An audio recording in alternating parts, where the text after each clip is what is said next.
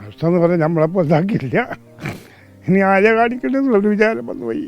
ഒരുപാട് ഓർമ്മകൾ, എത്രയോ കൊല്ലത്തെ. ഡോക്ടർ ഒരു ദൈവത്തിന് തുല്യമാണ്. കണ്ണൂരിലെ എല്ലാ ഡോക്ടേഴ്സിനും ഡോക്ടർ വേണുഗോപാൽ ഒരു മാതൃകയാണ്.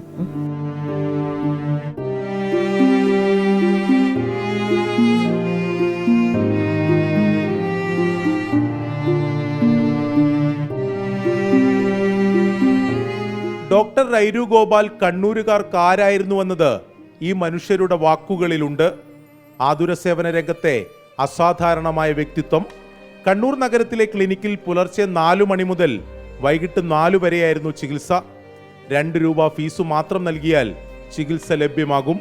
പുറത്തേക്കുള്ള മരുന്ന് കുറിക്കുമ്പോൾ രോഗികളോട് പണമുണ്ടോ എന്നൊരു ചോദ്യവുമുണ്ട്. ഇല്ലെങ്കിൽ അതിനും സഹായമുണ്ടാകും. കോഴി പുലർച്ചയ്ക്ക് 4 മണിക്കാണ് സാറ് പരിശോധന ചെയ്യുന്നത്. അത് വൈകുന്നേരം 4 മണി വരെ. അപ്പം ആ സമയമാകുമ്പോൾ തന്നെ എത്രയോ ജനങ്ങളാണ് തമ്പടിച്ചിട്ടുണ്ട്. LIC ഓഫീസിൻ്റെ അടുത്ത് അന്നേരം പരിശോധന ഇങ്ങോട്ട് ചോദിക്കും, പൈസ ഉണ്ടോ കൈമിൽ, പുറത്തേക്ക് മരുന്ന് ചെയ്യുന്നുണ്ടെങ്കിൽ പൈസ ഉണ്ടോ അങ്ങനെ അവർ ചോദിക്കാം. അത്രയ്ക്ക് ജനകീയനാണ്.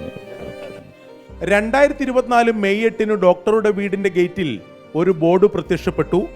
എൻ്റെ ജോലി ചെയ്യാനുള്ള ആരോഗ്യം ഇന്നെനിക്കില്ല, അതുകൊണ്ട് രോഗികളെ പരിശോധിക്കുന്നതും മരുന്ന് നൽകുന്നതും നിർത്തുകയാണ്. ഇതായിരുന്നു ബോർഡിലെ വാചകം. പകരം വെക്കാനില്ലാത്ത സേവനത്തിന് അന്ന് താൽക്കാലിക വിരാമമായി.